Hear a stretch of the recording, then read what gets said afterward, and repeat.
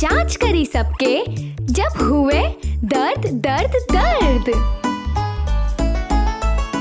आँख चेक करी, पहले जांच करी, हम देखी कि साफ दिखे कि नहीं। जे हो या तकलीफ हम देव दवाई, आके कही जी के पहरू चश्मा।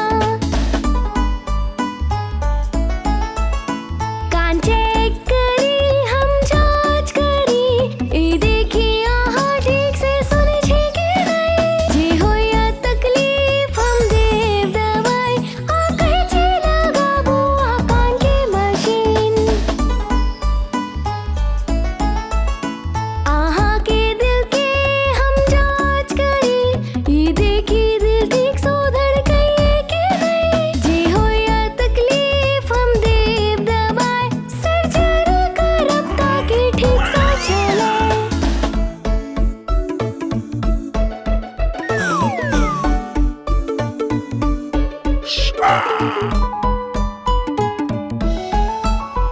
आहा के फेफड़ा के हम जांच करी, ई देखी ठीक सो सांस ले छे कि नहीं। जी हो या तकलीफ हम देव दवाई, और कहब के बाप दिन में 2 बेड लियो।